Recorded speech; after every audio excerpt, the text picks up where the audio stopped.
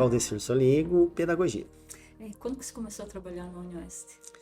Eu estou aqui há 13 anos, praticamente, né? 2014 para agora, não, 2014 foi efetivado, foi um pouquinho antes, 2011 já, né? Então já faz um pouco mais de 13 anos e pouco, quase 14 anos já que eu tô na Unioeste, né? Como colaborador comecei em Foz, e aí quando me efetivei, já me efetivei em Cascavel.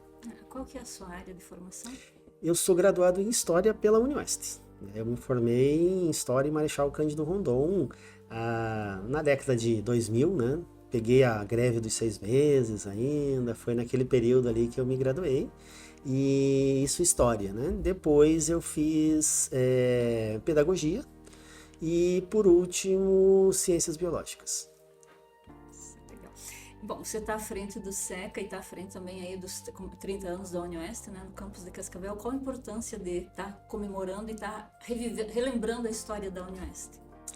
O projeto 30 anos da Unioeste é, na verdade, um projeto do reitor, né? Da reitoria, que o reitor que teve essa ideia e esse desejo de alguma maneira, marcar os 30 anos da Unioeste enquanto reconhecida, enquanto um reconhecimento da instituição universitária, universidade pública, né? Aí quando vem para a ideia de organização desse evento nos campos de forma geral, em especial em Cascavel, aí, sei lá, de alguma maneira acabou chegando para mim a ideia de que ajudar, contribuir na organização do evento, né? Então, eu sou apenas um daqueles que está trabalhando nessa atividade e coube a mim essa coordenação, digamos assim, né?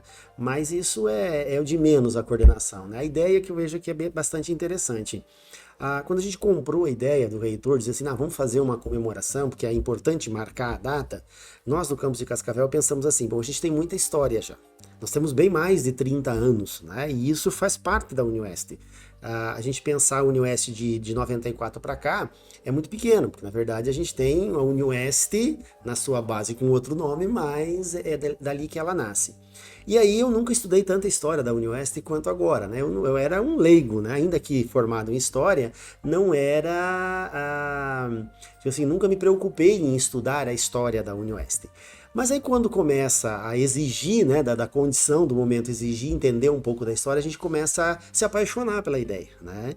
E aí vão surgindo elementos, aí a própria ideia do resgate, e não só de marcar o momento, mas de deixar para a história também a construção desse processo todo, né? Então, quando tu fala em 30 anos, a gente está falando de um processo que tem muitas pessoas envolvidas, né?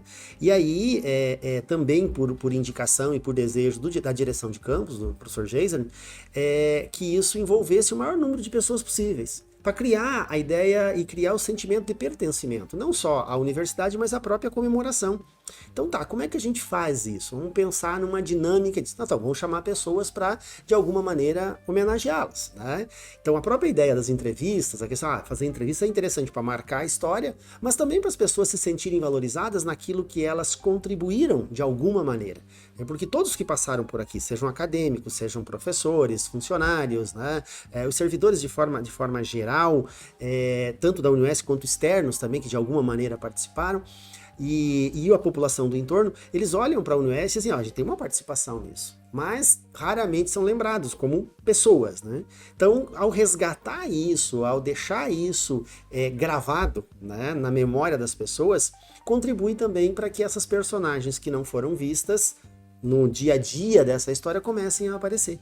E aí é um movimento que a gente vai ver, conversa com um, aquele um indica outro, que daí tu conversa com outro, que tu vai conseguindo mais materiais, mais ideias, né? Então esse é um elemento interessante. E eu acho que a ideia do 30 anos, para além do evento, né, do dia 28 de novembro, é aquilo que vai ficar.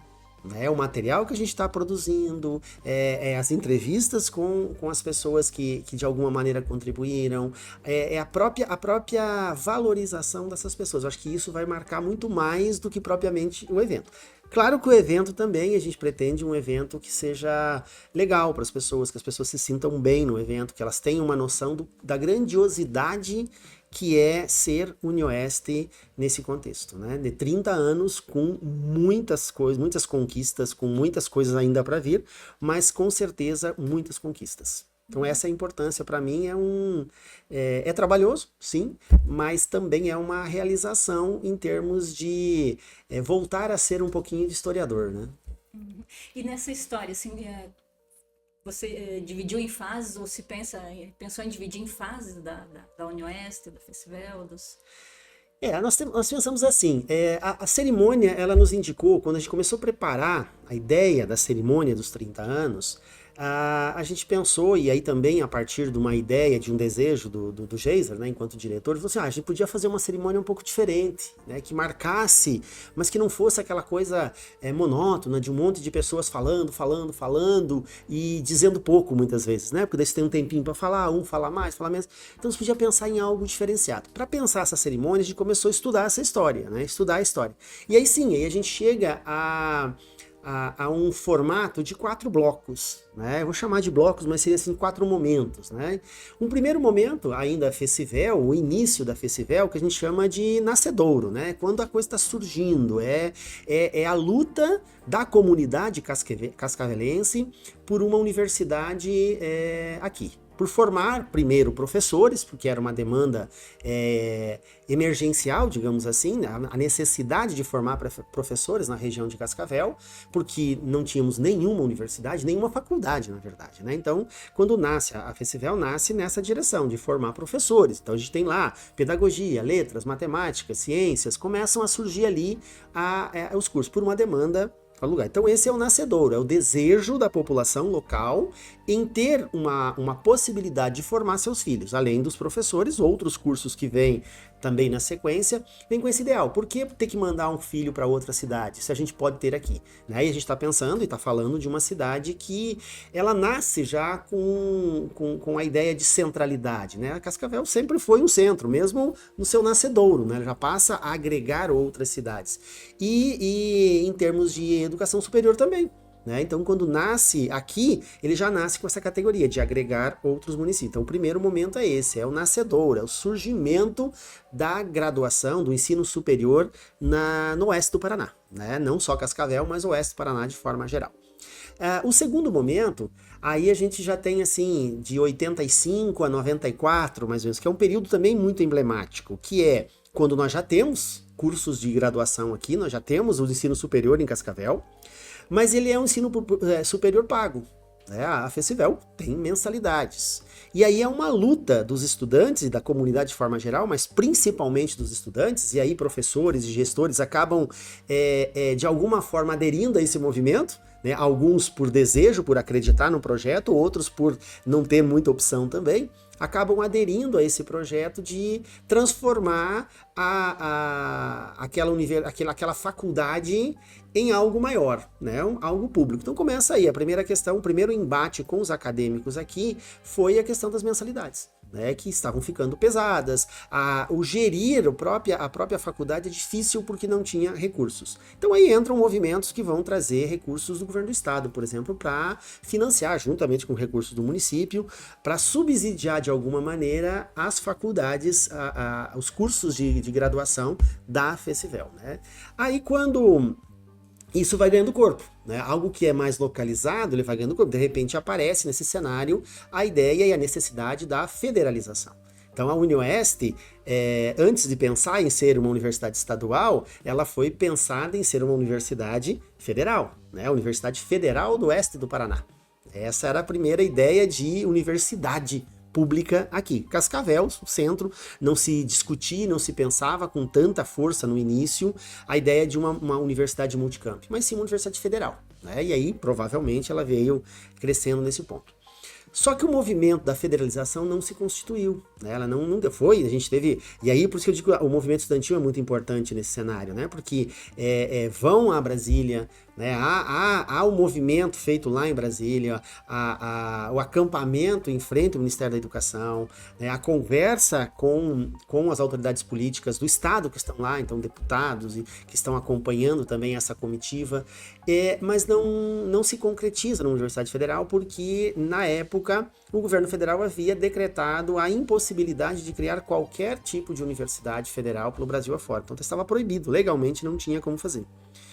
Nesse movimento ainda, né, que esse é um momento assim de 85 a 94 com muita coisa acontecendo. Quando há impossibilidade, então, de você ter uma universidade federal, porque o governo federal disse que não faria, então volta-se ao governo estadual, que já havia indicado que se não desse a federal, então sairia estadual. E aí, o mesmo movimento que vai a Brasília, que quer uma universidade federal, passa a exigir, então, a universidade estadual. Então, vê que isso é um movimento que a gente está falando de praticamente uma década ali, né, de trabalho, de muita ação. E aí envolve, sim, a sociedade civil de forma geral, envolve inúmeros políticos, autoridades políticas, tanto do município, quanto do legislativo, quanto do executivo também, a nível de estado, e a força também de deputados, senadores, agindo também nessas relações políticas para que fosse possível, né? E aí quando a gente chega à UniOeste, em fato, tu já tem uma instituição, que ainda não é a universidade, mas tu já tem uma associação, tu já tem uma organização, né, já a nível de estado, e aí vai nascendo e vai se consolidando a ideia de uma universidade multicamp, né, que vai reunir o quê? A mesma realidade que Cascavel tinha, de uma faculdade, né, com alguns cursos, com dificuldade de se manter. Nós temos em Toledo, nós temos em Marechal Rondon, nós temos em Foz do Iguaçu e temos em Francisco Beltrão. Né? Mesmo o Francisco Beltrão entrando depois, mas a realidade desses que hoje são campos, na época era a mesma, né? Uma dificuldade de se manter, de poder pagar o salário de professor mesmo, porque já havia uma dificuldade de cobrar a mensalidade, né? E aí tem uns episódios interessantes que nesse processo nós tivemos greve dos estudantes. Os estudantes se recusaram a pagar as mensalidades. Eles queriam estudar, mas eles não queriam pagar a mensalidade. Então, olha que coisa interessante, né? É um movimento diferenciado. Quer dizer, não, a gente está fazendo greve, mas é greve de pagamento. Por quê? Porque a gente quer que o Estado assuma a sua responsabilidade com a formação dessa população, né? E aí todo esse movimento, junto com o movimento da sociedade civil, de forma geral, que a gente tem a SIC, a gente tem a MOP, a gente tem a cooperativa Cotriguaçu, a gente tem várias instituições que passam a discutir, que fazem parte dessa discussão e desse movimento e de alguma maneira acabam contribuindo com peso político, com um peso representativo.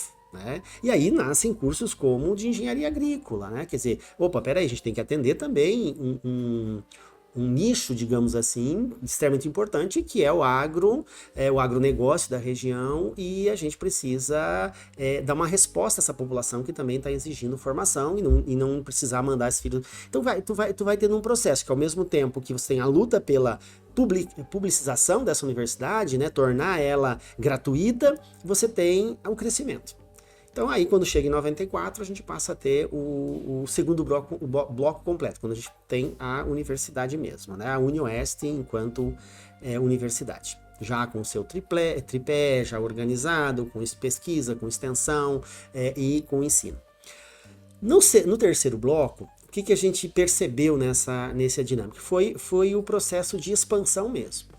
Quer dizer, quando nós pegamos ali de 94 para frente, nós temos já UniOeste e um processo muito grande de expansão, tanto dos cursos de graduação quanto dos cursos de pós-graduação. E aí a pós-graduação, a graduação vai crescendo, né, as demandas surgem e a luta daí por reconhecimento e por autorização também, né, porque é um processo que a gente separa em blocos, mas ele não está dividido, né, tem situações que estão ocorrendo ao mesmo tempo, né. A luta por aprovação de abertura de novos cursos, né, para implementação de novos cursos, ocorre também junto com o reconhecimento daqueles cursos que já estão ali. Então é todo um processo que vai... Por exemplo, eu me recordo que quando eu me formei, né, lá em 2002, nós tivemos o reconhecimento dos nossos cursos, no dia da formatura. Quer dizer, eu estava lá e a pessoa, poxa, no dia da formatura que vem um anúncio que o curso está reconhecido. Né? Quer dizer, até então, a gente corria o risco, claro, provavelmente a gestão já sabia disso, né, que ia ser naquele dia e tal, mas é todo um movimento para implementar, depois reconhecer o curso e, claro, nesse processo manter e fazer a estrutura da universidade crescer. Então a gente teve aqui uma expansão muito grande. Então a gente dividiu isso pensando num terceiro bloco que é a expansão. E para finalizar essa ideia, que daí ela não finaliza, né? Quer dizer, ela tende a continuar depois das festividades, a gente tem a conquista. Né? Quando a gente chega aonde chegamos hoje, com uma universidade do tamanho que nós temos, né? Com as avaliações que nós temos. Nós somos uma universidade do interior. Nós somos uma universidade periférica. Quando a gente olha para as outras universidades, tu olha para universidades centrais. Quando a gente olha para o estado do Paraná mesmo, tu olha para Curitiba, tu enxerga federal. Tu olha para Londrina, tu olha para Maringá, são instituições que elas têm uma representatividade muito grande em termos de estado e até região, até mesmo Brasil. Quando a gente olhava para a UniOeste, parecia que era algo do interior mesmo, né? Que ela não está no canto. Sim, nós somos isso. Nós temos nossa própria identidade, mas hoje nós podemos dizer que nós conquistamos um espaço. Por isso que esse último bloco de pensar é a conquista. Não é só a nota 5, né? Que a gente chega e diz, a nota 5, porque agora nós somos nota 5, nós somos a melhor universidade. A conquista não é só isso, é pensar que nós temos 50 cursos de pós-graduação, mais nós temos 60 cursos de graduação, nós temos um hospital universitário enorme que atende toda a região, com muitas residências, né, com muita formação lá dentro também.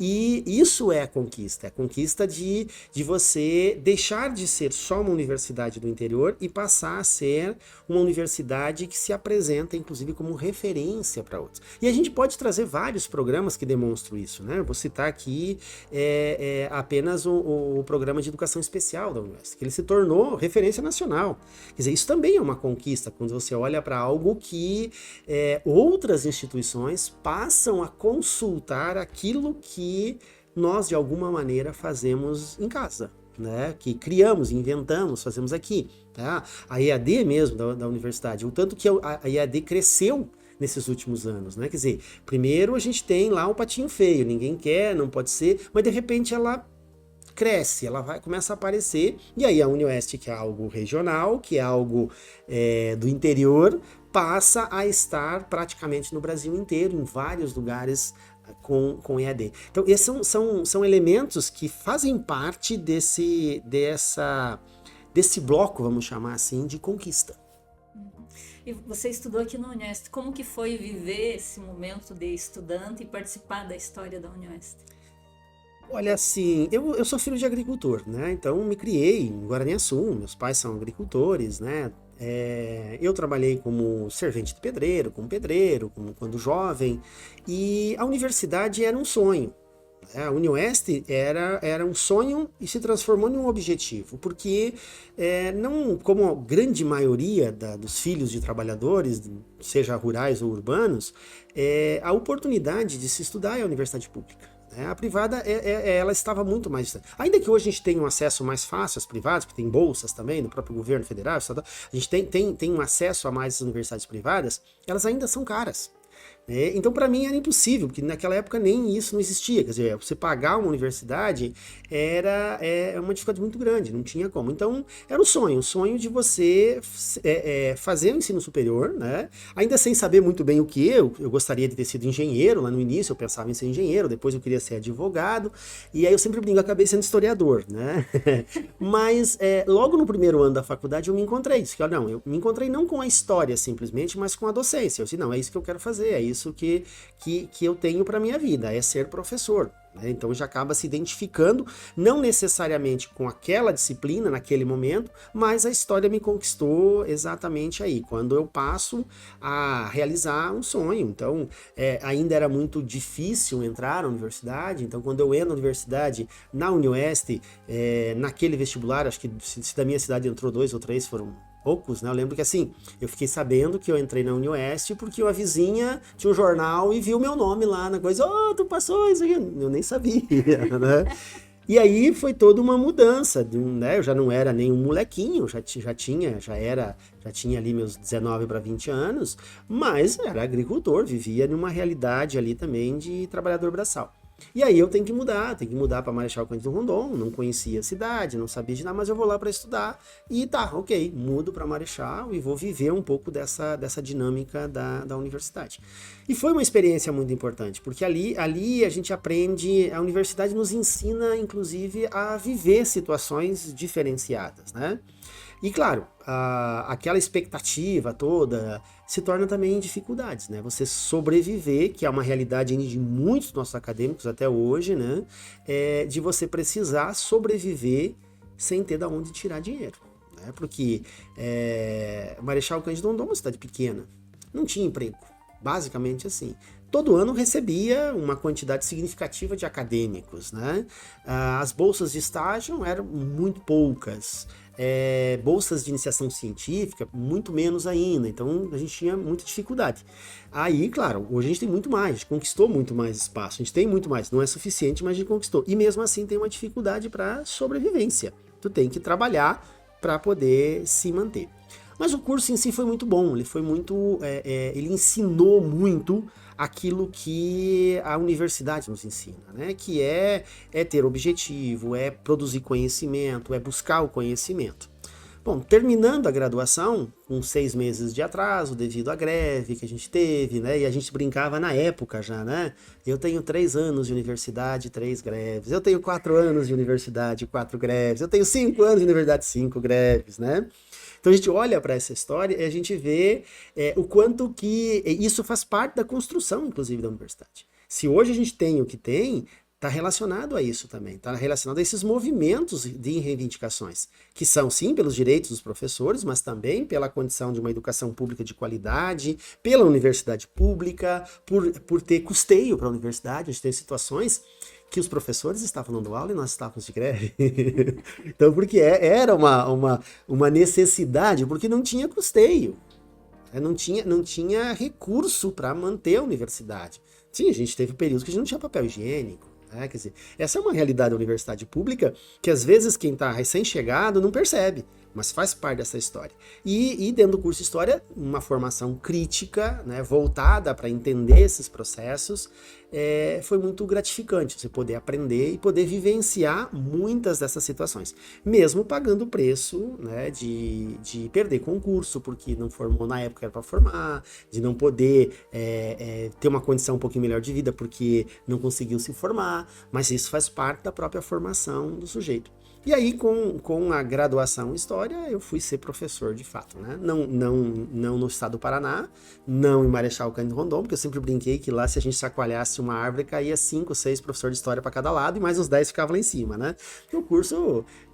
na época, tinha 20 e tantos anos já, né? Então, imagine, o curso de História nasceu também com a faculdade lá, né?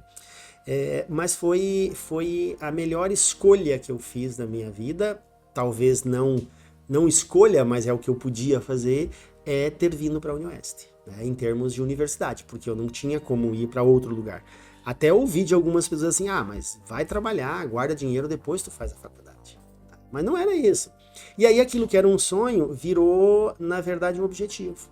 Quando eu me formei na UniOeste e fui trabalhar na rede estadual, na rede municipal de Concórdia, na estadual do estado de Santa Catarina, e na rede federal, porque eu saí daqui e fui trabalhar no IF, na época era a Escola Agrotécnica de Concórdia, aí sim, aí passa a ser um objetivo voltar para casa, né? Então o sonho era me formar, me qualificar e retornar. Tanto que aí, com o passar do tempo, me preparou, foi mestrado, doutorado, e durante o doutorado aí eu volto a trabalhar na UniOeste como colaborador em Foz do Iguaçu por 3 anos, e aí eu passo no concurso no ano que eu terminei o doutorado, me chamam para assumir a vaga, sabe? Deu certinho ali, porque a vaga era para doutor, então se eu não terminasse também não dava, mas era para ser, né? Então, aí sim eu venho para Cascavel, aí como professor, e eu sempre digo que eu voltei para casa, porque eu tinha um objetivo, o objetivo era esse, era retornar para casa, que sempre foi a UniOeste, desde que eu em Guaraniaçu eu vislumbrei, bom, a chance que eu tenho é a universidade que eu posso a UniOeste, então, é a casa, né? E aí eu volto para casa e hoje me encontro muito bem identificado com aquilo que eu acredito ser uma universidade de fato. E você participou do movimento estudantil na sua época de estudante? Por incrível que pareça, não. Eu não fui ativo. Nós tínhamos sim CAs, tínhamos o movimento estudantil, mas eu não tive protagonismo nisso. Até porque eu não tinha nem ideia do que era ser do movimento estudantil, né? Não tinha. Eu era aluno da turma do noturno, então o envolvimento também trabalhava, tinha que trabalhar, e aí nessa época eu trabalhei de pedreiro durante uma época, depois eu fui trabalhar a gente sempre diz que é mata-mosquito da dengue, né? Eu trabalhei como agente de saúde, né, no combate à dengue. Então, assim, trabalhava o dia inteiro, de noite, ia pra faculdade, tinha que ler os textos, então eu nunca consegui me envolver diretamente. Então, não fiz parte do CEAR. Participava, sim,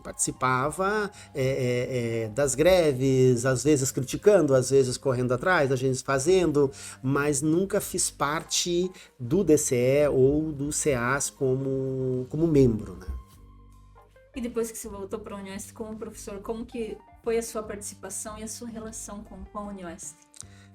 Aí é uma relação de família, né? Para mim, a Unioeste é parte da minha casa, parte da minha vida, né? Então eu penso assim, é a profissão que eu escolhi, né? Às vezes a gente pensa assim, lá atrás eu posso ter sido escolhido, mas depois não. Depois eu escolhi ser docente, gosto de fazer isso e me identifico muito com a universidade pública. Então, para mim, e já trabalhei em universidade privada também, mas a universidade pública, para mim, é onde a gente realmente tem um espaço de produção, de autonomia.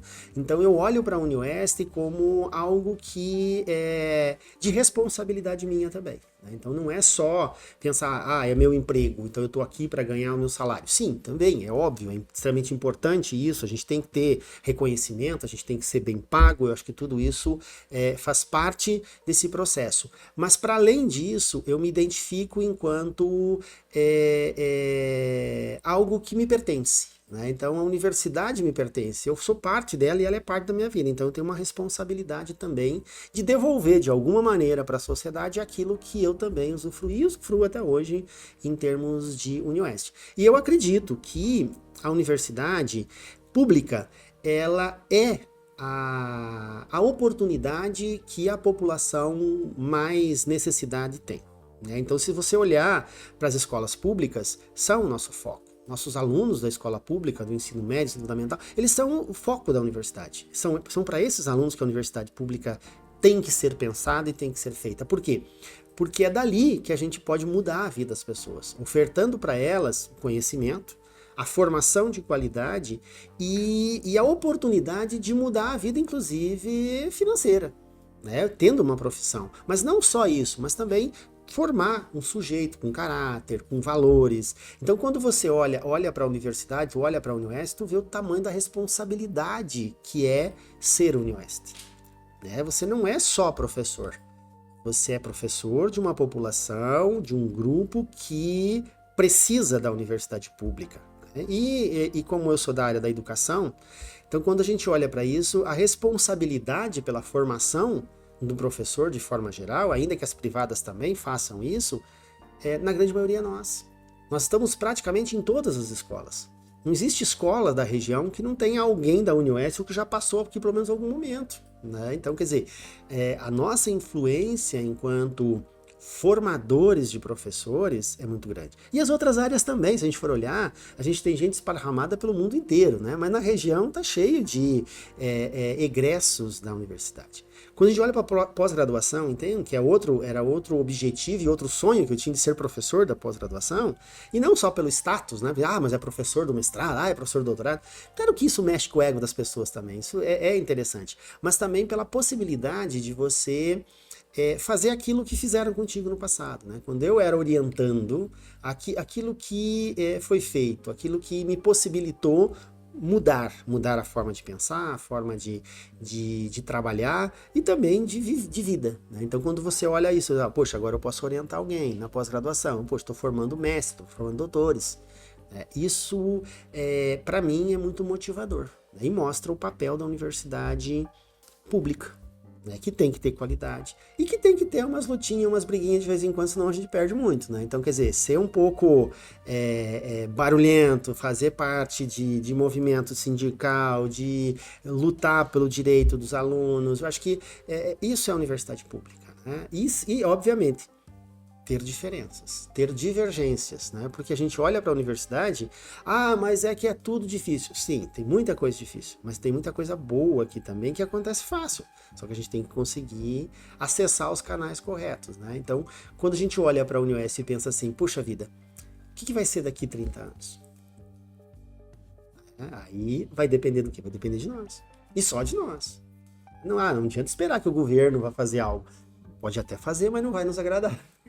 Então, a luta para que a gente tenha mais 30 anos na UniOeste, com inovação, com tecnologia, com história, eu digo história no sentido de tradição também, porque a gente não pode só pensar em inovação. Hoje o termo inovação está muito na moda, né? Tudo é inovar.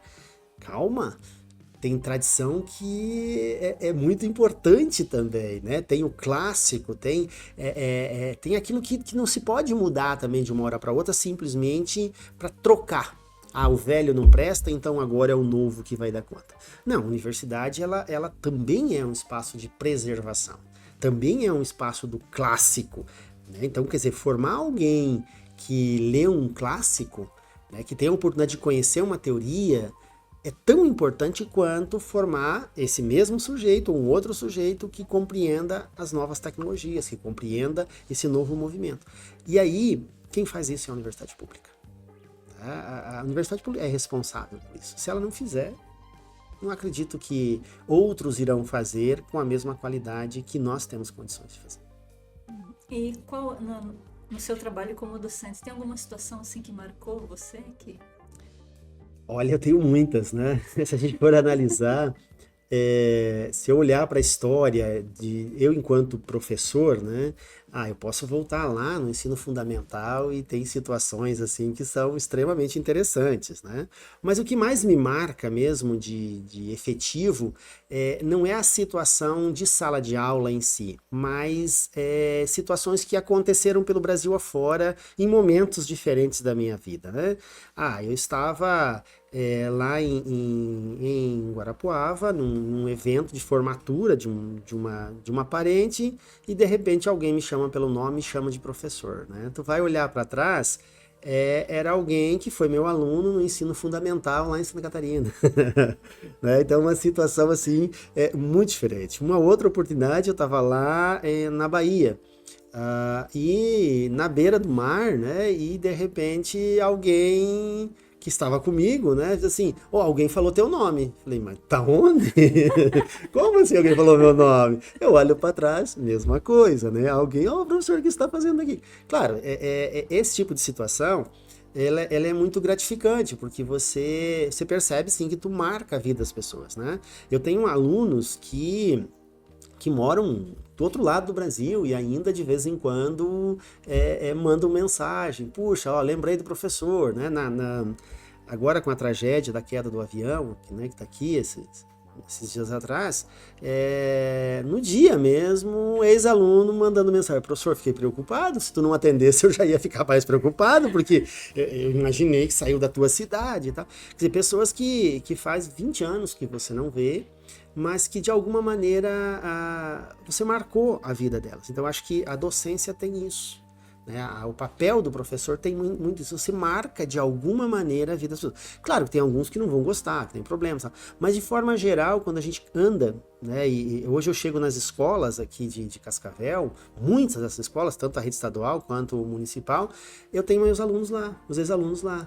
Professor, que quanto tempo! Então, e isso, eu acho que isso marca bastante, né? E as situações didáticas de sala de aula, elas são muito, muito diferenciadas, né? Eu tenho um episódio. Agora já faz algum tempo que eu não trabalho com essa disciplina, já faz alguns anos, mas eu trabalho com uma disciplina e eu tenho um seminário. E até numa colação de grau, que eu era homenageado da turma, eles trouxeram, né, a fala sobre o seminário, que o meu seminário é assim, quem não tinha medo do seminário do professor Soligo, né? Por quê? Porque ela era todo regrado, ele tinha todo um sistema, mas quando passavam, daí eles brincam, não, brincadeira, porque de fato marcou porque funcionou. Então são passagens assim que valem a pena. Alguns ficam assustados, outros, poxa, esse é o caminho. Então são situações bem interessantes de pensar na vida do docente. E tem alguma situação assim, pitoresca que aconteceu com você ou com alguma que você vivenciou? Olha, Aqui na Unioeste, aqui eu não sei preferencialmente. dizer alguma coisa. São muitas situações que aconteceram, né? Mas penso eu que de sala de aula, a própria questão de trabalhar em sala de aula, o que mais marcou na história mesmo foi essa questão de você ter, agora, há pouco tempo atrás, acho que faz uns 2 anos, né? A acadêmica chegar e dizer assim, professor, minha mãe foi tua aluna. Aí, e ela sendo acadêmica, né? Eu falei, puxa, isso é preocupante. Mas ao mesmo tempo, você percebe que são gerações que vão. Então, isso marcou porque foi algo bem diferenciado. E aí eu bato o olho na pessoa e eu vejo a mãe dela. Porque era idêntica, sabe? Então isso foi uma situação muito interessante, né? Já demonstrando assim, mesmo num espaço que não é tão longo, né? E um pouco mais de uma década de trabalho, você já tem essa devolutiva de alguma maneira, né? Os próprios filhos já estão estudando. E isso demonstra também não só a relação comigo enquanto professor, mas com a própria instituição. Os filhos daqueles que passaram por aqui vêm para cá também. Né? Então isso demonstra que há uma sintonia com essas pessoas, né? E muitos no mesmo curso. Interessante. E qual que é? Atualmente você é diretor de centro. Qual que é o papel do diretor de centro na Unioeste? Bom, os centros são administrativos, né? Então a gente tem uma função principal nossa é a gestão de pessoas, né? Então a gente trabalha com a questão de contratação de professores, distribuição de carga horária, cuida dos PADs, cuida não da distribuição em si da carga horária para os professores, mas de alocar essa carga horária ao professor. Então é um trabalho em conjunto com as coordenações de curso, que trabalham a questão muito mais pedagógica e a gente trabalha um pouco mais a questão administrativa. Mas elas não se separam, então tem muitas situações pedagógicas que acabam batendo. Por exemplo, você tem que contratar um professor, esse professor temporário, tu tem que dialogar para saber se ele vai dar conta, não vai, como é que tu vai alocar. Claro que tem situações que a gente não consegue, então chega a ser um tanto frustrante, né? Quando você não consegue fazer aquilo que é de função. Então, quer dizer, se contratar um professor para suprir a necessidade de um curso que precisa de um professor, é básico. Então, nem sempre a gente consegue, mas é essa a essência. Claro, a função de direção de centro, ela é de articulação, né? Então, ela é a instância que tem como característica articular os cursos do próprio centro, então o conjunto de cursos, seja de graduação ou pós-graduação, então faz um diálogo entre esses cursos, até através do próprio conselho de centro, né, que é presidido pelo diretor, mas os conselheiros representam todos os cursos. Então é um espaço onde o debate também sobre os rumos à universidade, do próprio centro e dos cursos, ocorre. E a função do centro em si, além de organizar essa parte burocrática e administrativa de todos esses cursos, é essa interlocução com as outras instâncias também, né? Então, o que uma direção faz? Para mim é muito novo também, né? Então eu tô aí, esse primeiro ano a gente está aprendendo muita coisa ainda. Mas você tem a responsabilidade de dialogar tanto com o campus, enquanto administração, né? Então os centros não têm, não gerem recurso. Então a gente não tem dinheiro para fazer obra. Quem é responsável por isso é o campus. Então o que a gente faz? Mas a gente leva demandas. A gente precisa de equipamento, a gente precisa de reforma, a gente precisa alterar espaços. É o campus que faz, é o campus que vai gerir isso, mas a interlocução é responsabilidade também da direção de centro, do próprio centro. Da mesma forma com os conselhos superiores, né? Com o CEP, com o COU, com a reitoria de forma geral. Então é um caminho tanto técnico quanto político. E aí isso também é bastante interessante, porque a gente olha muitas vezes para a gestão como algo muito técnico, né? De fazer. Mas também tem a parte política, onde você precisa trabalhar politicamente para se relacionar, para organizar, para conquistar espaços também para o teu centro, para um curso determinado. Então o centro ele é tanto burocrático, técnico, que é a função oficial dele, como também político, onde faz essa intermediação entre as outras instâncias. Você é diretor do SECA. O que é o SECA? O que significa? E quais os cursos que fazem parte do SECA? Centro de Educação, Comunicação e Artes. Né? A gente ainda está no centro de educação, por enquanto. E comunicação por causa dos cursos de letras, né? Mas ainda falta muito. O centro ele tem essa característica, ele nasce, né? O SECA ele nasce com esse com a ideia da educação, que envolve a pedagogia e outras licenciaturas. Hoje nós temos a história e tem geografia que está num processo também de vir para cá. A comunicação, que estava junto com a educação, que é letras. Então, hoje, oficialmente, nós temos no centro, nós temos de graduação, nós temos letras e pedagogia, e na modalidade presencial. Né? E na EAD, aí nós temos Libras, né, que também faz parte do centro, mas dentro já do NEADUNE, que é um pouco confuso quando a gente olha, né? Assim, poxa, o NEADUNE, ele tem vida própria, né? Ele é diferente, mas ao mesmo tempo ele está dentro do centro. Eu gosto, eu gosto, né? Às vezes dá um pouco de confusão para as pessoas entenderem um pouco isso, mas é uma licenciatura. Quando a gente fala licenciatura, fala educação, tu tá dentro do centro de educação. Né? Mas a função, a questão principal do centro, o papel, né, do que significa um centro, quando tu olha assim, a ideia dos 5 centros que nós temos no campus de Cascavel, eles têm focos, o centro de saúde, né, é direcionado para questões da saúde. Quando a gente olha para o SECA, a gente está olhando para alguém que, para um setor, para uma organização voltada para a educação. Então, aquilo que tem a ver com educação, tem a ver com a organização da parte educacional, pertence ao SECA. Só um exemplo que extrapola a universidade, né? Nós temos o Conselho Municipal de Educação. O representante da universidade, que tem cadeira, né, cativa, digamos, sempre tem uma cadeira no Conselho Municipal de Educação, é do SECA. E especificamente da pedagogia. Então, veja, tem uma representatividade externa voltada... Por quê? Porque tem a ver com educação. Quando fala de questões de educação em Cascavel, olha-se para o SECA, porque é ali que está. Claro, nós temos licenciaturas, tem biologia, tem matemática que não fazem parte do SECA. Mas quando a gente fala em educação, não em licenciatura, mas usa o termo educação, remete-se ao SECA. Ainda que a gente também tenha educação nas outras licenciaturas. Então, isso é um diferencial. E hoje nós temos, então, pedagogia, temos letras, e recentemente, agora essa semana, saiu o decreto do governo estadual autorizando oficialmente o curso de História iniciar suas atividades em Cascavel. Por enquanto ele era provisório, a partir de janeiro deste ano, ele passa, esse ano que vem, 2025, História é oficialmente curso do campus de Cascavel. Né, já com decreto, tudo bonitinho, tudo legalizado. E a geografia está no processo inicial, então vem com uma turma especial e depois, provavelmente, o centro já aprovou, inclusive, a vinda definitivamente do curso de geografia também para Cascavel. Na minha percepção, essa vinda desses cursos é interessante, porque fortalece o centro, fortalece o campus. Mas, para além disso, é UniOeste.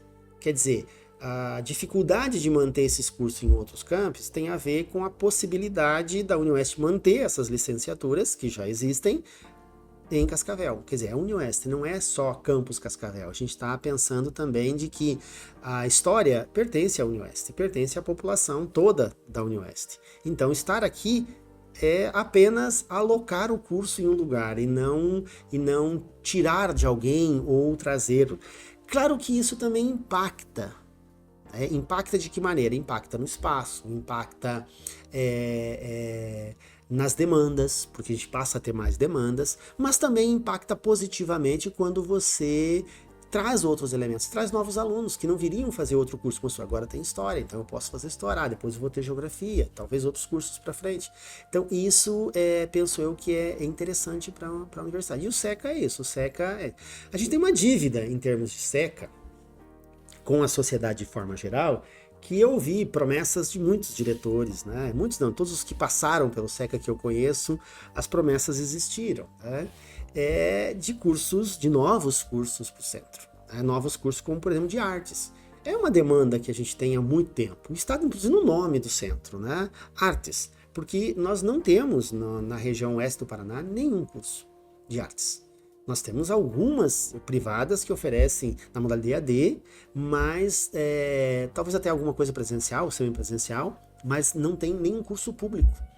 Nenhum curso público de ensino de artes, e a gente tem demandas nas escolas de forma geral, então a gente não tem. A mesma coisa a comunicação. Né? Comunicação social a gente também não tem. Aí, claro, a gente tem outras universidades privadas que têm cursos já bem estruturados e tal, mas a UniOeste não tem nenhum dos campos. Então vejo que isso também é algo interessante. Isso é uma demanda que não é simplesmente do centro, não é nós que queremos isso só por querer. É uma demanda social que vem de anos já. Então a gente tem uma dívida enquanto instituição em ofertar esses cursos. Que, e claro, esbarra numa dificuldade, que é você implementar um curso que não é um curso com um apelo muito financeiro. Né? Quer dizer, você não vai ofertar um curso que vai ter uma demanda enorme ou que as pessoas, todo mundo vai fazer porque vai ganhar muito dinheiro com isso. Então isso também é uma dificuldade, né? Então pro centro tem isso. Mas aí não foi uma promessa minha, porque eu já vi os outros prometer e não conseguiu fazer, mas sim, faz parte de um cenário interessante e que acredito eu mereça atenção para que venha a ocorrer cursos nessas áreas, né? Principalmente artes e comunicação social, que nós não temos na UniOeste e não tem outra faculdade, nem federal, nada que tenha na região oeste. Inclusive esses cursos são alguns que eles estavam no PDI da UniOeste, né, de vários anos atrás, já estava como assim uma possibilidade futura, né? Uhum. Mas que esbarro em questões burocráticas e de governos, né? E aí um governo passa para o outro e passa para o outro, mas também não houve um movimento efetivo de implementação, né? O que eu dizer com isso? Em pegar a medicina, poxa, o pessoal foi lá porque tinha um desejo político de fazer e cria um curso de medicina em Francisco Beltrão, né? A gente olha agora com psicologia em Toledo, né? Há um movimento, tá, vai lá e cria um curso, né? Então, claro que isso envolve vários elementos. Então, envolve a possibilidade de oferta e demanda, se tem gente interessada, né? Então a gente precisa de um estudo para isso, para saber se tem, mas também a possibilidade da gente absorver a carga horária desses cursos. Você tem que ter professor para dar aula, tem que ter estrutura para fazer. Você não pode abrir um curso de comunicação social sem você ter um mínimo de estrutura, né? Então isso tem custo. Isso impacta. Quando impacta, a gente esbarra aí na vontade dos governos, né? E não é A e B, isso é histórico, a gente sempre esbarra na vontade dos governos, por quê? Porque vai demandar inicialmente um investimento e depois um passivo que vai ter que ser gerido ao longo do tempo. Então criar um curso não é só criar, não é só o custo imediato, é você manter ele, né? Tanto com demanda, tendo alunos, como também com toda a estrutura que precisa. Então isso é um desafio. E a gente só consegue isso com muita briga. Se a gente olhar para a história, e por isso que é interessante estudar a história da universidade, não teve nenhum curso que veio para cá de graça. Nenhum.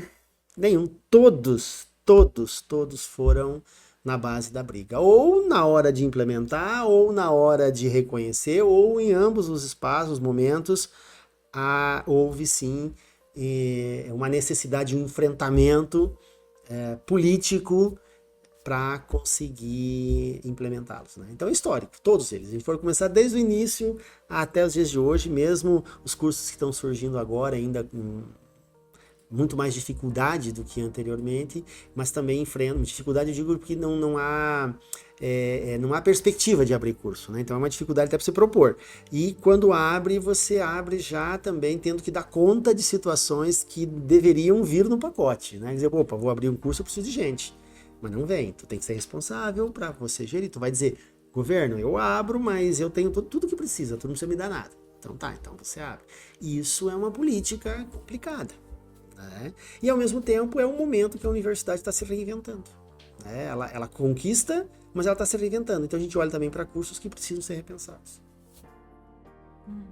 E qual que é a sua proposta de trabalho como diretor de centros? Começou esse ano, né? Qual que é a sua proposta de trabalho? Desde que eu me propus a colocar à disposição para ser diretor de centro, eu sempre coloquei que as pessoas são o centro.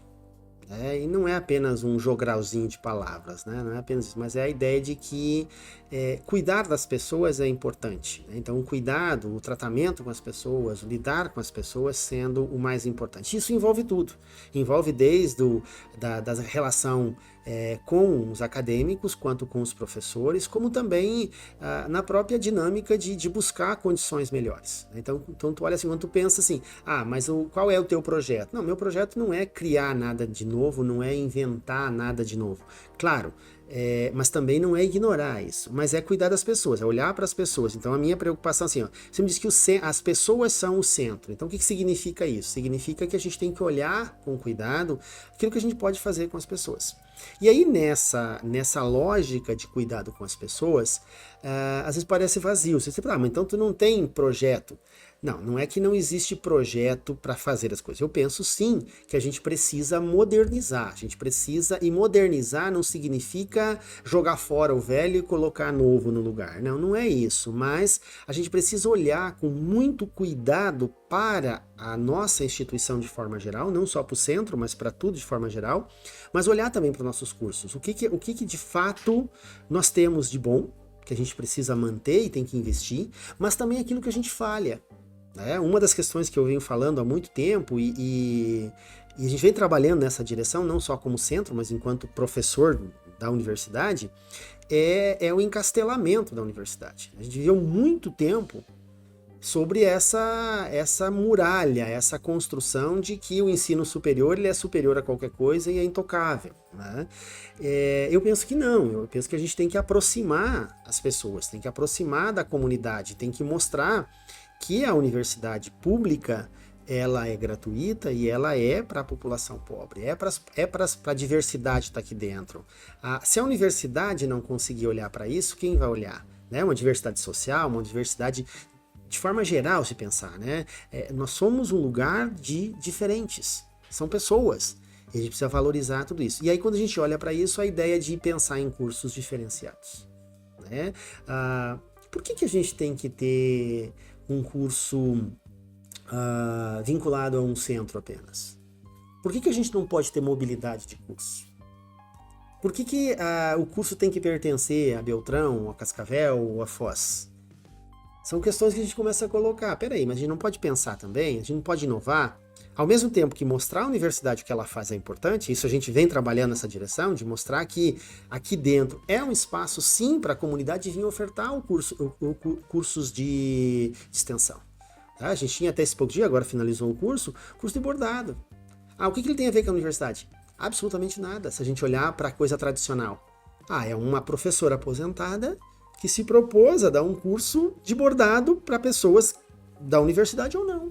E aí ela veio para cá durante o ano inteiro praticamente, toda semana, com as bordadeiras dela, fazer o curso de bordado. Isso também tem a ver com um projeto de universidade, que é trazer essa população que muitas vezes passa ali na frente e não sabe o que tem aqui dentro. E isso eu vi na minha família. Minha sogra passa na frente da universidade, vê aquela cerca toda ali, e ela falou, o que é aquilo lá? Que é tão grande aquela cerca. Ela saiu caminhar um dia e não conhecia, e falou, mas o que é aquela cerca? Tem muita gente que mora aqui do lado e não tem ideia do que acontece aqui dentro, porque elas não vêm para dentro da universidade. Então isso é um projeto também do SECA aparecer um pouco mais. Nós temos aí, e aí eu herdei também projetos do diretor anterior, do professor Assir, que são muito interessantes. A gente tem por exemplo, o Cine SECA. O Cine SECA é uma atividade que as meninas estagiárias lá do centro tocam. Né? E elas que organizam o Cine SECA infantil, que projeta filmes, traz as crianças de escolas públicas para assistir um filme no auditório da UniOeste, no cinema. E tu pensa a alegria dessas crianças, porque elas estão indo para o cinema. Para elas aquilo ali é o melhor cinema do mundo. Né? Então eles gostam de vir para cá. Então isso é uma forma também de aproximar as crianças. Hoje nós temos também, em forma de implementação, o projeto Ciência em Movimento. Ciência em Movimento é um projeto que fui desafiado a desenvolvê-lo no passado. Mas qual é a intenção? A intenção é levar a imagem da universidade para as escolas e para a comunidade de forma geral, mostrar o que é a UniOeste, a produção de conhecimento. Então isso faz parte de um projeto do centro também, de mostrar que a universidade tem uma possibilidade de acolher essas pessoas. né? Desde um curso de bordado, ou de uma roda de capoeira inclusiva, que nós também temos no SECA, ou da yoga, que também faz parte do centro, ou do grupo de teatro, de digressão, que também faz parte do centro, né? Ou do coral, que também está lá como fosse algo também no centro, que eles criam autonomia, os projetos eles não precisam que alguém esteja ali o tempo inteiro junto, né? Eles próprios se colocam. O Jim Rowe, que hoje também faz parte do SECA, que tem um projeto de extensão vinculado ao SECA, que desenvolve essas atividades mais K-pop, de dança, de coisa assim também, porque a gente acredita que é isso que faz a imagem da universidade mudar com as pessoas, porque elas passam a acreditar que fazem parte dessa universidade e passam a fazer parte. Né? Então, quando você olha ali no campo de futebol, tem crianças jogando bola ali, opa, tem algo que é do campus, tem algo que é da universidade, tem algo... O que está acontecendo? É uma parceria. Tu vai ver uma roda de capoeira daqui a pouco lá no gramado próximo ao espaço espiritual. O que é aquilo? Aquilo é uma atividade desenvolvida em parceria. Ou qualquer outra atividade que aconteça é nessa direção, a intenção de fazer com que as pessoas enxerguem a universidade e enxerguem o próprio centro como um espaço de pertencimento. E como que está sendo a sua experiência como diretor de centro? Eu até brinco que às vezes eu fico preocupado, né? Eu tinha mais medo do que desejos, vamos dizer assim, né? E eu confesso que eu estou gostando. É desafiador, porque a gente tem que aprender muito. A universidade ela é muito burocrática. O serviço público ele é extremamente burocrático. Ele tem um custo muito alto por isso, porque ele é extremamente burocrático. Mas ao mesmo tempo é necessário. Tem coisas que a gente não consegue escapar. Então, quando eu olho para isso, o aprendizado é muito grande. Estou aprendendo, claro, tem erros, a gente erra, a gente às vezes mais erra do que acerta, porque é um processo de aprendizagem. Mas eu digo assim, poxa, errar uma vez, legal, a segunda vez já tem que ficar preocupado, porque, né, tá na hora de ter aprendido. Então, eu venho aprendendo muito e confesso que eu venho gostando da ideia. Eu sempre estive envolvido com a gestão. Desde sempre que comecei a trabalhar como professor, eu logo estava envolvido na coordenação, depois fui diretor de escola, coordenei equipes, no próprio combate à dengue eu coordenava a equipe, então eu sempre estive envolvido com a gestão e estudo gestão, né? Um grupo de pesquisa meu é em gestão. Eu entro na universidade, eu vou fazer parte de um grupo que estuda gestão escolar e hoje eu sou líder do grupo de gestão escolar. E tem a ver com todo esse processo. Então, é algo que eu venho gostando de aprender. Claro, o desafiador é a parte política. A parte política ela é muito mais desafiadora do que a parte técnica. A parte técnica você aprende. A parte política você vive. E aí ela é desafiadora. Então, é uma coisa assim que você nunca sabe se tu tá certo, tá errado, se é suficiente, se não é, porque é uma constância, porque tu tá lidando com pessoas, a política, e olha, eu estudo política, gestão e política, é o meu campo de estudo, é onde eu me encontro, e mesmo assim, nessa área é bastante dificultoso, bastante complicado de lidar, mas é gratificante também, eu tô gostando da brincadeira, isso também é preocupante. Olhando assim para sua trajetória, se você fosse usar uma palavra ou expressão para resumir todo o seu tempo de UniOeste, o que você diria? Uma palavra? Ou expressão. Puxa vida, o que eu poderia dizer? Eu acho que eu sou... Eu vou usar uma expressão que não é minha, uma palavra que não é minha. Na verdade, dizem que eu sou. Eu já ouvi de várias pessoas. Eu acho que resolutivo. Eu olho para a UniOeste, eu olho para a minha trajetória, eu gosto de resolver. Então, isso diz, o Soligo ele é resolutivo. Tá? É de fazer acontecer. Se dá para fazer, dá para fazer. Se não dá para fazer, não dá para fazer e pronto, acabou. Então, não vou dizer que vou fazer e não vou conseguir fazer. Então, é nessa direção. E para mim, sempre foi assim, na verdade. Sempre foi assim, vou fazer história. Pô, vou fazer história. Acabou a história, agora tu vai fazer o quê? Agora eu vou trabalhar. Não, agora que eu vou voltar, então eu vou voltar. Eu sempre fui muito, muito direto, né? Alguns podem dizer que isso é pragmático. Não é pragmatismo, eu penso que é resolução mesmo, é resolutivo, é de pegar e fazer. E às vezes isso tem um custo, né? Mas eu acho que é mais ou menos por aí, né? Não vou dizer assim, sonhador. Não sou sonhador, nunca fui muito sonhador. fui resolutivo, de ter um projeto, de fazer aquilo acontecer, né? Às vezes não dá certo aqui, tu adapta, mas nessa direção. Tem mais alguma coisa que você gostaria de dizer? Puxa, falei tanto, né? Assim, para mim, a UniOeste é minha casa, né? Eu já disse isso, mas não custa repetir. Para mim, sempre foi um sonho que se torna em objeto, em objetivo e realidade. Hoje, a UniOeste, para mim, é uma realidade que eu tenho ela como minha. Até a gente brinca, né? Eu passei associado ano passado, né? Então agora eu sou sócio, então, associado da universidade. Mas nessa concepção mesmo, de pertencimento, né? Talvez o termo mais correto até para dizer assim é pertencimento. Eu me considero parte da universidade e a universidade parte da minha vida, né? Então, tá, mas você só vive a universidade. Não é isso. Da pessoal, tá? Mas em termos de universidade, eu olho para cá e a frase que hoje é slogan, né, o orgulho de ser universidade, eu sempre tive, desde a graduação. Mesmo com todos os percalços, com todos os problemas, sempre tive orgulho de ser UniOeste, né? Exatamente porque acredito que é a universidade pública que tem um papel e uma participação na sociedade muito grande, principalmente com aqueles que mais precisam, né? Que são as categorias, classes menos favorecidas pelo capitalismo, pela lógica econômica que nós vivemos. A universidade pública é um escape.